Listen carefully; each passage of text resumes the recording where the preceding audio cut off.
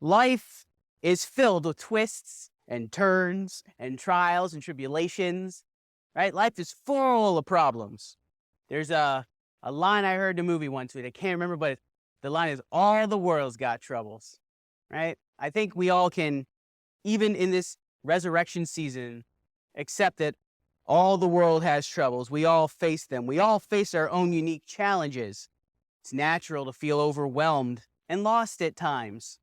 But as believers in Christ, we can find strength and solace in the three pillars of our faith. And the three pillars of the Christian faith are faith, hope, and love. Yes, faith, hope, and love.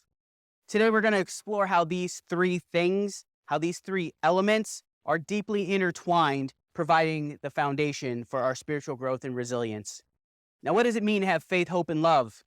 And how do these pillars support and nourish one another? How can we live out these virtues in our daily lives and deepen our relationship with God and one another? We've all experienced moments of uncertainty, times when we question ourselves, our purposes, our place in the world, or I don't know, maybe that's just me. I'm going to go out on a limb, though, and say that's probably not just me. Especially the whole place in the world thing. What is the meaning of life? What is my meaning in this life? We may have even questioned our faith and felt disconnected from God. In these times, we find that we are not alone. We find that we are not alone. We are all on this journey together. Back at the beginning of COVID, if you watch the DeWine wine hour, every day, if you watch that, the doc Amy, right? That was her name, right? She would say, we're all in this together. We're all in this together. And that's true for like all the problems. Now, I will caveat that one. That's a nice saying. We are all in this together, but we're not all sailing this ocean on the same ship. Some of us are on yachts, cruise liners. Some of us are on rafts. And some of us are just treading water for our dear lives. So yeah, we're all in this ocean together, but we're not all traversing this thing the same. But we find that we're not alone.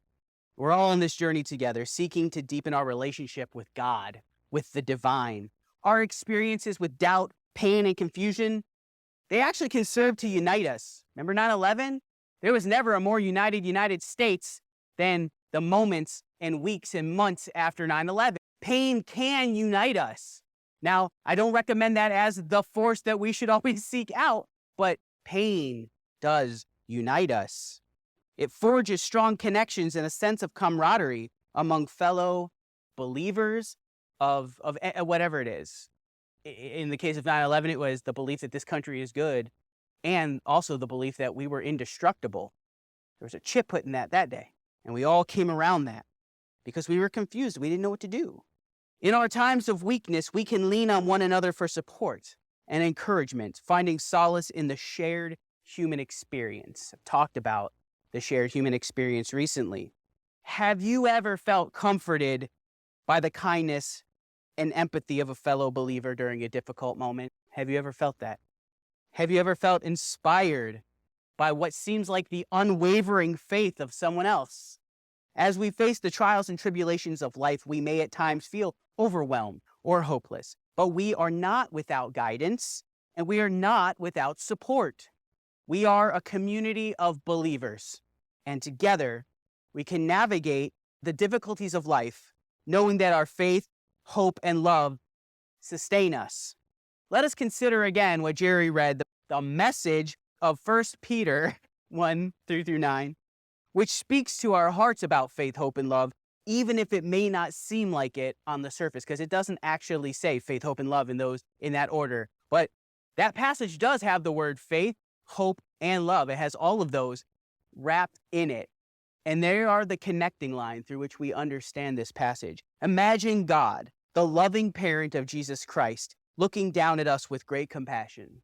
Out of mercy, God grants us a fresh start and a renewed sense of hope made possible by the incredible sacrifice of Jesus, who triumphed over death and rose again.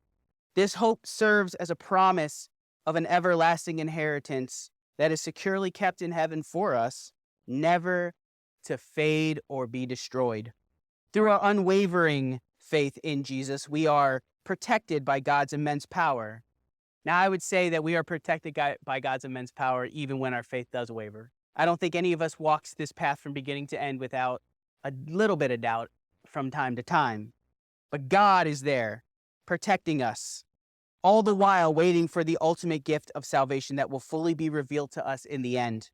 In the midst of this anticipation, we rejoice and celebrate with gratitude, even though life presents us with struggles and hardships. Our faith, even in the face of adversity, becomes more precious than gold, which loses its value and disappears with time. As we face life's trials, our faith is tested, it's refined, it is strengthened, much like gold in a fire. When we remain faithful, we are rewarded with praise, honor, and glory as Jesus is revealed to us and in us in all of his splendor. Even though we have never seen Jesus in person, none of us, not one of us has ever seen the physical Jesus in person, we love him deeply, and our faith in him fills our hearts with indescribable joy. And I'm going to come back to this idea of having love and hope and joy and belief in something you have never seen and may not even fully comprehend in a sermon in the not too distant future as we talk about what the digital church plant portion of my appointment means.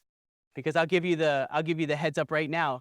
You don't have to fully understand or even know how a thing works to support it, to be behind it, and to believe that there is good in it. The joy that we feel as our belief in Jesus is blossoming is a testament to the incredible power of our faith, which ultimately leads to the salvation of our souls.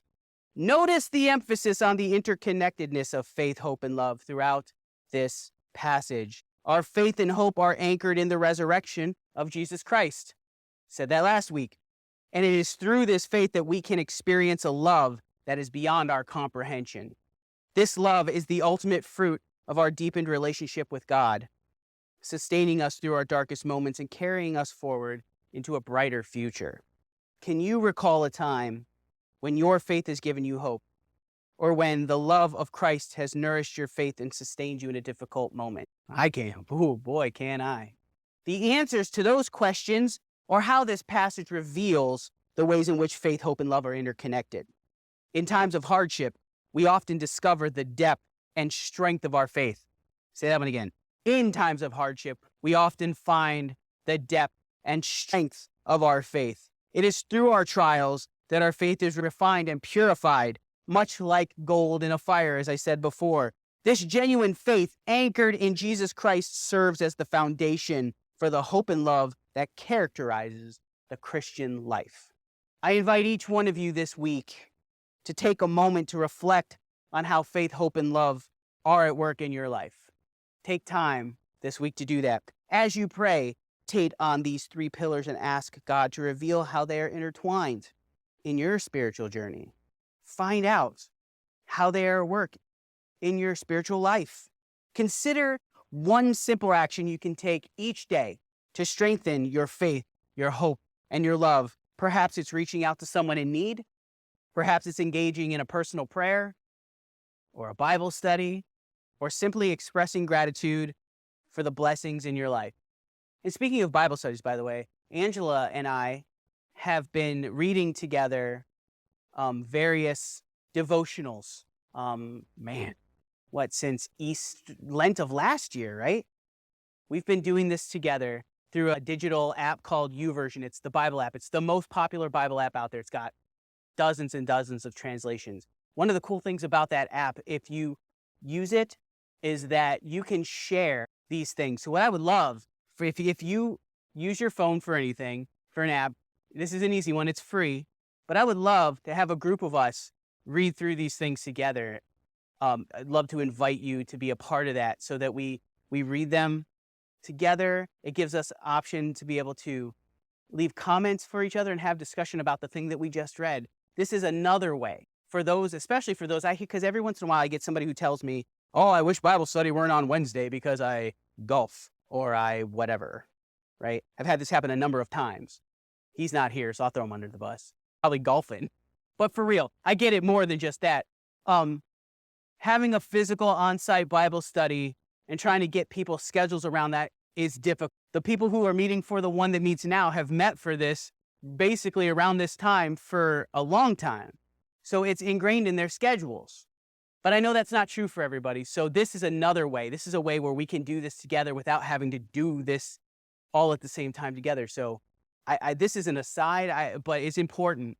If this church is going to flourish and grow in the physical space, then this small group culture has got to be reignited. We have some of it. Rachel's Circle, great one. The Bible study that meets, great one. The choir that meets, great one. But most of those, with the exception of Rachel's Circle, are programmatic. We do them for an outcome other than direct discipleship.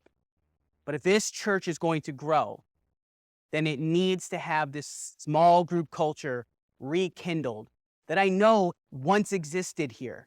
Men's group got to start meeting regularly again. We need another women's group that isn't the Rachel Circle, because Rachel Circle love ya, but you're not going to get working women to come meet with you on Wednesday at noon. It's just not going to happen. So, and those are just a couple of examples that I am hoping to get moving as this year goes on. But there are tons of different ways that we can do this. And the goal is to strengthen our faith, to strengthen our hope in each other and in God, and to strengthen our love for each other in the world. That is why we do discipleship. Jesus did not say go out and get converts. Jesus said go out and make disciples. And disciples of Jesus love the world. They love each other, and their goal is to show that love and get other people to show that love. And we can only do that together. We cannot do this individually. You do not get to live this Christian life isolated from the world, isolated from each other. So whether that's community here in this building, community online, you have to be connected. You have to be connected.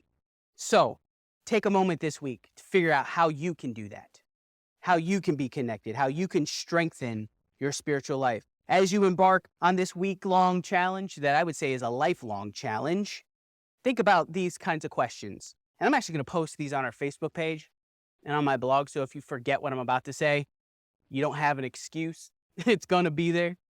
Ask yourself things like this. In what ways do my faith, hope, and love complement and support one another in my life?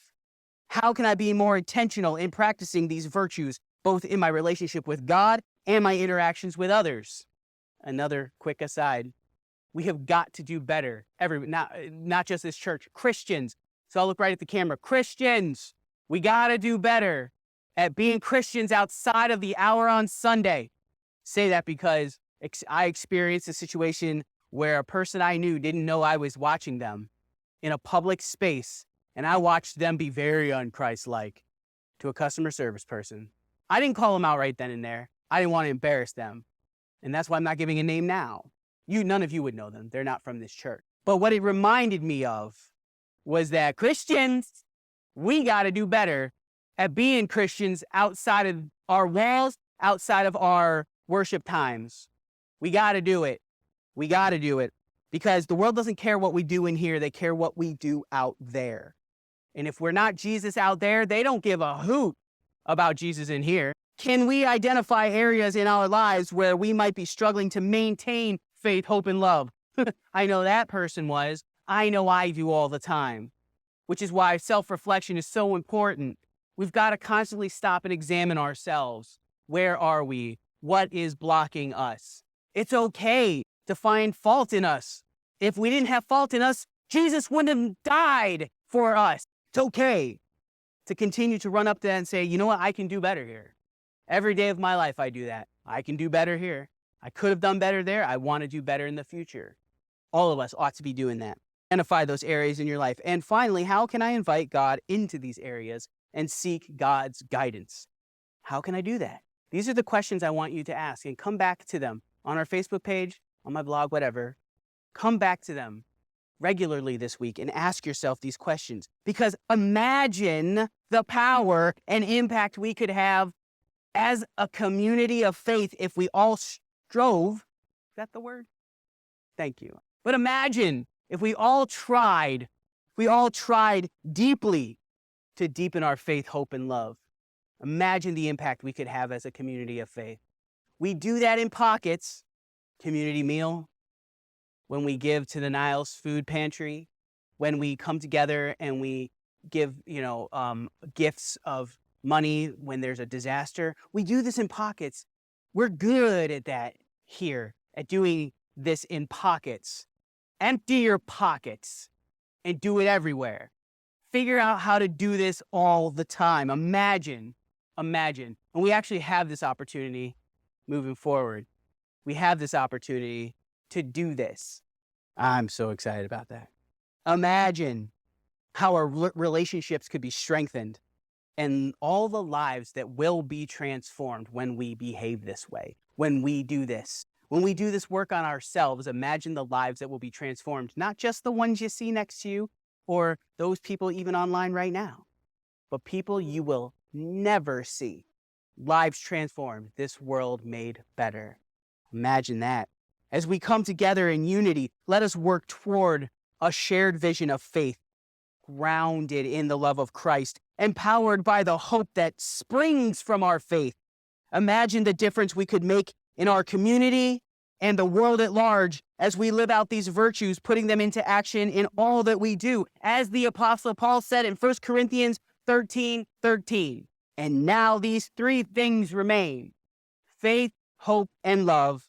But the greatest of these is love. Together, let us commit to growing in faith, hope, and love, not only for our own spiritual growth, but for the benefit of those around us, those that we may never see, the world at large. Ultimately, let us reflect the love of Jesus Christ to the world. Let us go be Jesus to someone else every day. That's right. Let us pray.